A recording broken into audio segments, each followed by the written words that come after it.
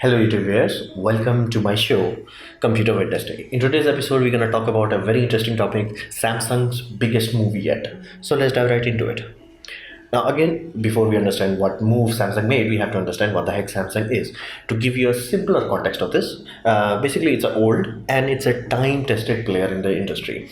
And when I'm meaning old, I really mean it as in like 1938. Basically it's older than NASA. So you can understand that. And the division that you see, the thing that you interact with, Samsung refrigerator, Samsung air conditioner and things of that nature, they are just a small division inside Samsung. So you have to understand that Samsung is very big, and inside that big company there are many smaller companies. Those companies alone can compete against almost every other company in the planet. So it's very big. Just the electronics parts are very big. On top of that, they are very kind of a bold kind of company. They are not a company that is like tread lightly. They go all in. They have a habit of doing that. So they generally do very big things like this Burj Khalifa. Now you're like, how the heck Samsung built this? Well, Samsung has a construction company that was the main what you call contractor for this building. On top of that, Samsung also has a division known as Samsung Heavy Industry, which is also in the industry of making giant. When I mean giant, I mean the world's biggest shipping container ship. So they built this for OOCL. Again, OCCL was the OOCL was the client. So Samsung built that. So you can understand Samsung is in the habit of building big things. And to give you a context, you might be like, okay, Samsung is just a company. If they are trying so many things, they might be very small in each of them. Well, that's not true. Samsung is kind of invert of that. Not only they are big as a collective thing, they are so big in each of their individual, respective fields. Like if you go to Samsung Heavy Industry, they are not like, scooch over, let's say Japanese industry can compete with that, or Hitachi can compete with that. There are many companies that try to compete and they fail. And you have to understand, they are failing to compete against one small division of a larger company. And Samsung has a many division, which includes military also. So you can understand Samsung is a giant, and I truly mean that. So Samsung. Now, what the heck is happening right now? Well, Samsung is trying to let go of ARM. Now, why the heck Samsung is trying to do that? Well, they are trying to RISC-V. Now, RISC-V is a very big topic, so I would urge you to watch my entire detailed video about that here. Now, the sole reason that is happening because of Trump. Now, Trump is a kind of like a businessman, basically, and he played a very interesting gamble. He kind of shook the world. Basically, he tried to shook China without firing, in a single bullet and starting World War III. And what he did was very clever. So, what he did especially shook Hawaii, and that made every other company shake in the boots, because that created that showed them how fragile these companies are. Because if one patent war starts, all companies will be destroyed. Because you can say Apple is designed in California but it's mass produced in China. So you can understand then everybody realizes that there is one point of failure in their business strategy, is that if China goes with war with someone.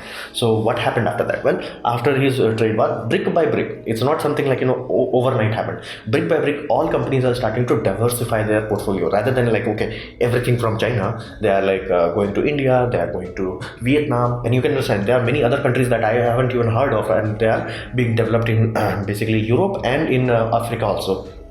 So you can understand now people are diversifying. This means China no longer holds the monopoly. Again, it has just started. It will take another 10-20 years before companies reach a point where they're China can no longer say, hey dude, act as I want, otherwise I will shut down your business. So okay, all that started because of this, just a Twitter man. So it's quite a powerful thing. Every company realized how vulnerable they are to this kind of scenario. So ARM is also like that. ARM is a company of America which has a patents and all that jazz. So they want to move to RISC-V. Why? Because it's open source. Inherently, nobody can claim it. And it's a very big financial move.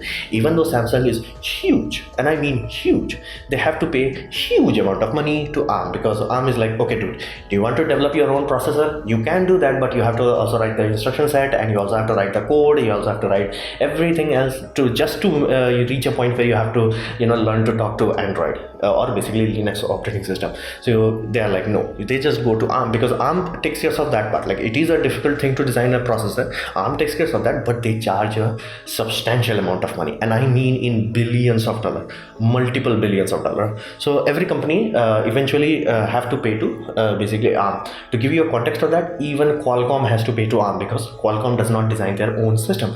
They are like, okay, I will take the from ARM's holding, that is the company name. They will take the core design, basically Cortex A15, Cortex 47, Cortex 70. Those things are the core design. They take it, they apply butter to it, and then sell it to the consumer.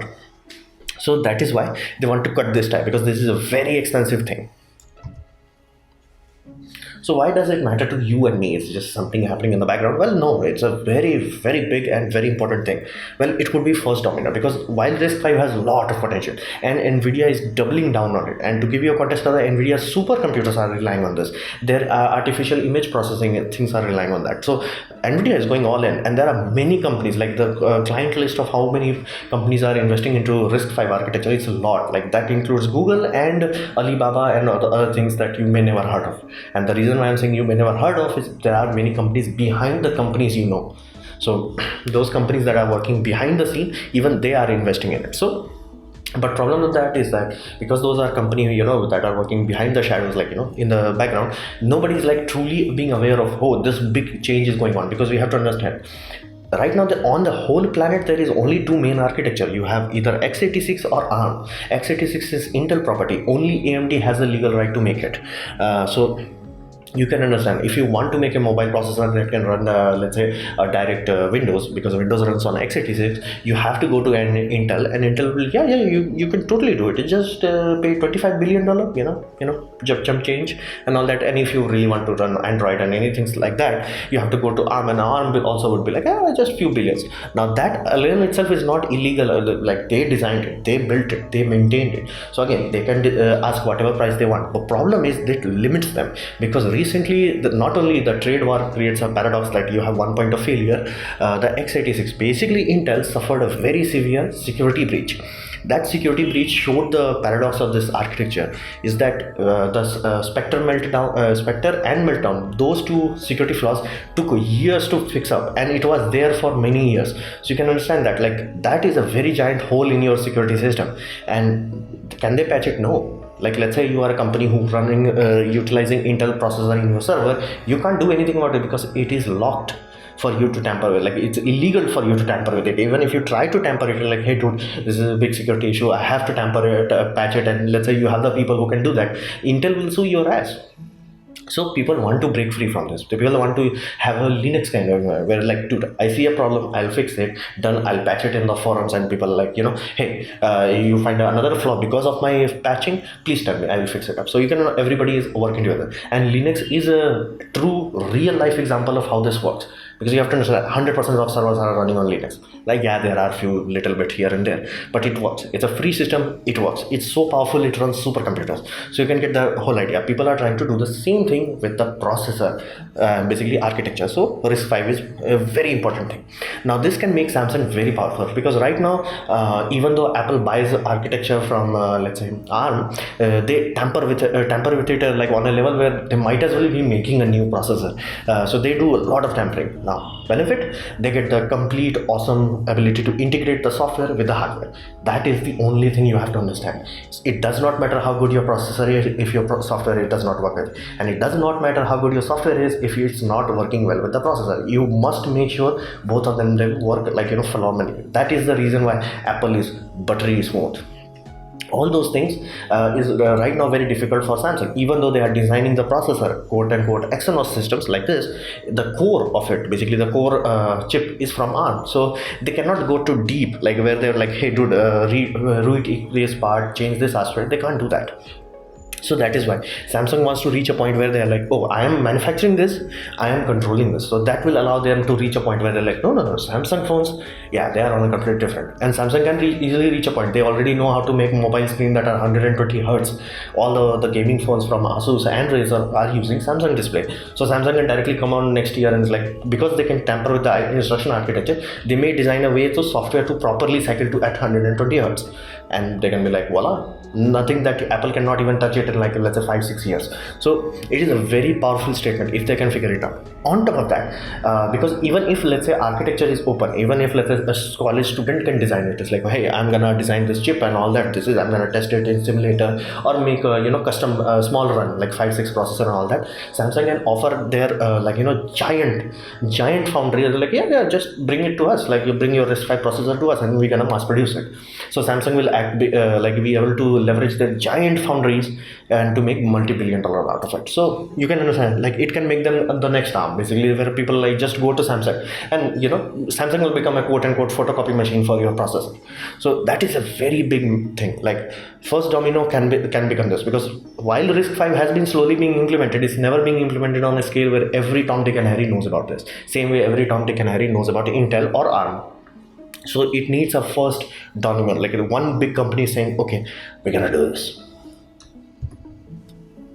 So what can we expect in the future? Well, if true, because I have to like, yes, it is true, like these many companies, nobody is saying like, they're gonna do it next year or 10 years from now. Even though Nvidia is slowly pouring their money into the system, they are not like, okay, our next graphics card is using this. Their high-end systems are using that, but not in like consumer space. So nobody is going all in.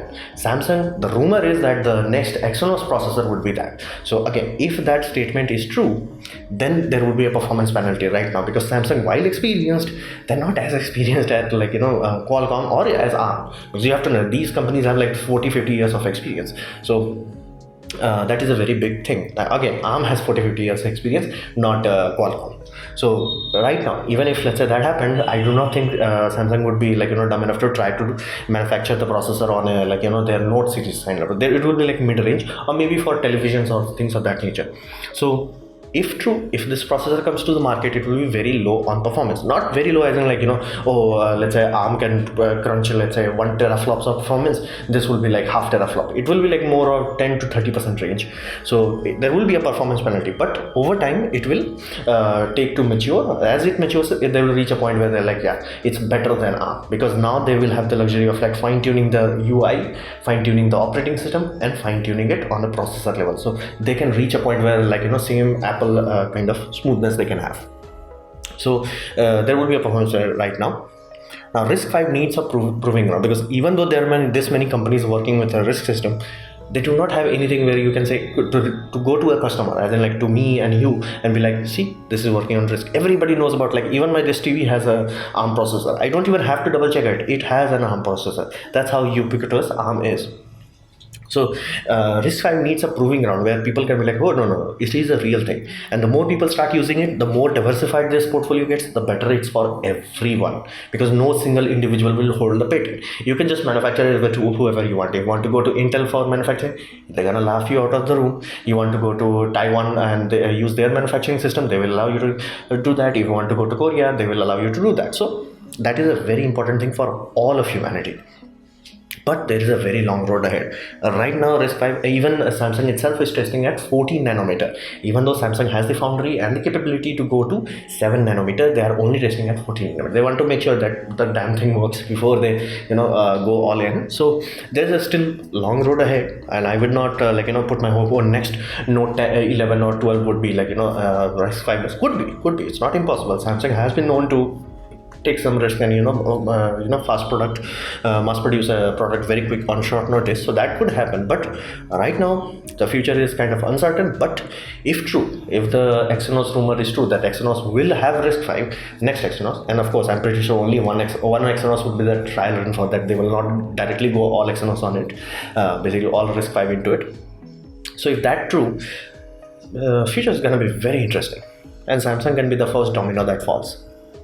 So this was my presentation on Samsung's biggest move. I hope you liked it, learn from it. In that case, please click the like button. If you didn't like it, didn't enjoy it, I would urge you to press dislike, press it twice to show me your extra disappointment, and please leave a comment because I reply to all of them. Subscribe, press the bell icon if you're free, and as always, thanks for watching.